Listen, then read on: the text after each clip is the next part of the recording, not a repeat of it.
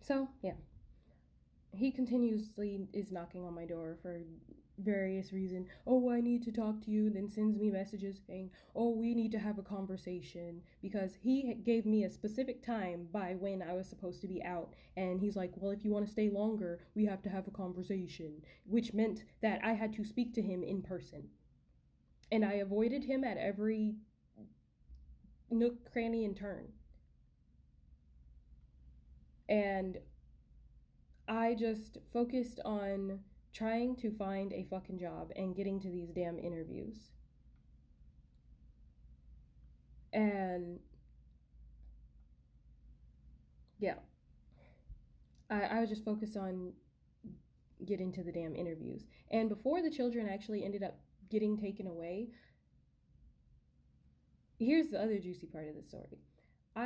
One night, I just like left the house and like just walked out, locked the door, and left. He was sitting there with his own kids. I left the kids with their father. Now, mind you, he sends me a message saying that if I'm not back by morning, that he's going to call CPS and tell them that I abandoned my children, and then call the police and say that I'm missing. And then also claimed that he had records of all the phone numbers that I had called or texted during the time that I was still on his phone plan, because, mind you, was trying to get a job and get some money to get my own shit. And then that the neighbors got the license plate of the cars that I was leaving in. Now, mind you, I took Uber a few times. It wasn't just me being picked up.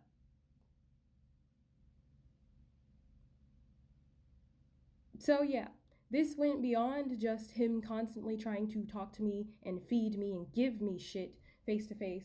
It was him having the fucking neighborhood watching me.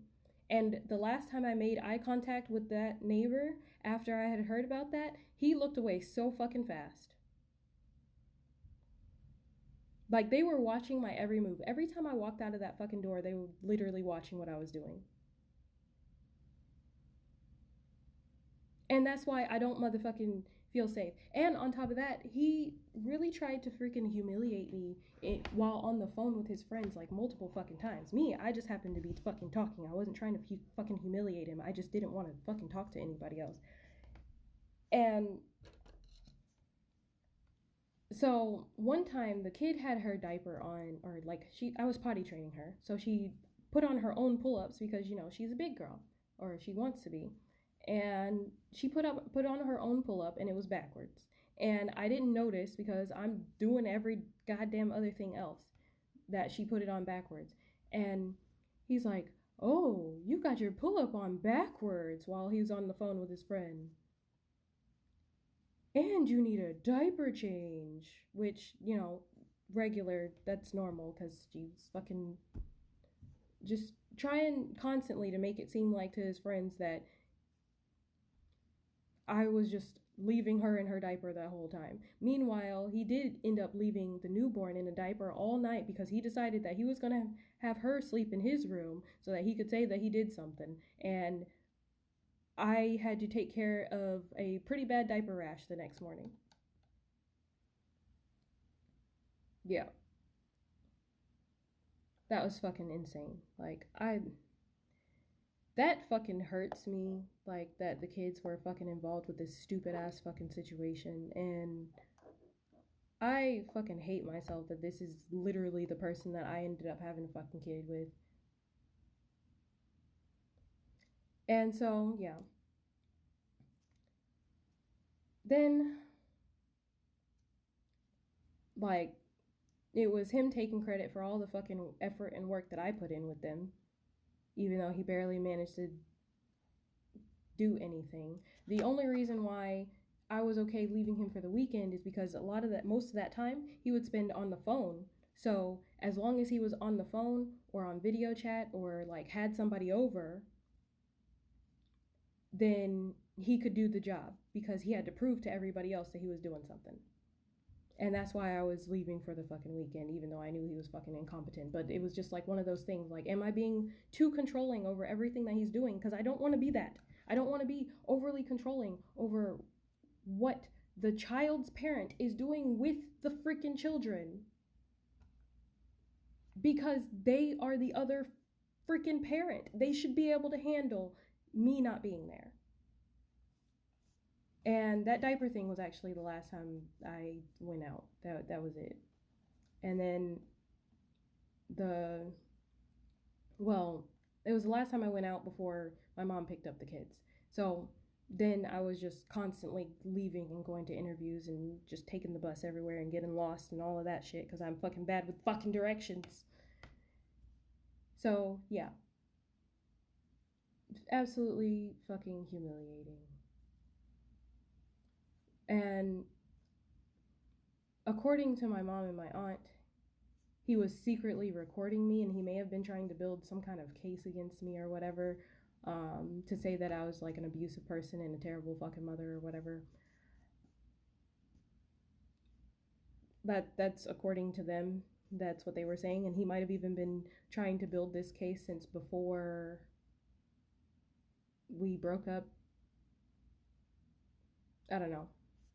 But I mentioned a lot of times in any potential secret recordings that I literally paid for most of the shit that we had in that fucking house. Because I had bought that couch too. The one that I was sleeping on top of the bed that I had bought.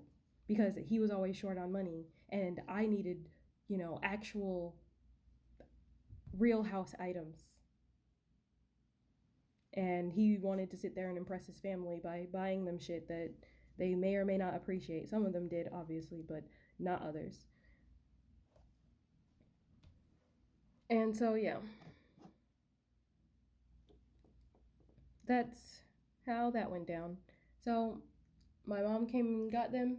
I was still doing all of that shit. I hit such a deep fucking roadblock. I ended up having to move back to Florida with my mother, in spite of the fact that I didn't fucking want to. I absolutely didn't want to, but I couldn't find a fucking job there. And I missed my fucking kids. And I was so over it. So I ended up moving back with my mom. And so I live with my mom and the kids. Like, I really tried to avoid moving back in with my mother and leaving the fucking state at the same fucking time because I didn't want to try to do this fucking shit across states. I wanted to keep it right where it was. All I needed was to be left the fuck alone so that I could get a fucking job. And he sabotaged me at every fucking turn and had the whole fucking neighborhood watching after me. And then, like, said that it was a joke that he got the license plates of all the cars that I was getting into. And so I just felt extremely unsafe at this point, and there was no way I was going to be able to get enough money to move out by the time I was supposed to be leaving. And I wasn't going to work it out with him because he was going to keep forcing me to talk to him for no fucking reason so that he could try to get in my fucking space and in my head and all of that fucking shit. And I was over it. I was really fucking over it. So, yeah. That's how I ended up living back with family for the last fucking time. This shit was fucking frustrating. It was absolutely fucking ridiculous. It didn't need to be like this. Like, if he had actually paid attention to the children when he had them, then it would have been fine. And if he would stop harassing me and stop trying to block me from getting a fucking job, then everything would be fine. Why is it so hard to amicably part with somebody without trying to sabotage them at every fucking turn? It doesn't make any damn sense. All I wanted was to get a job, have my own place, then I could have the kids for a week, he could have the kids for a week. No biggie. I would love a week off. But then, you know what? I'll say that in the next part.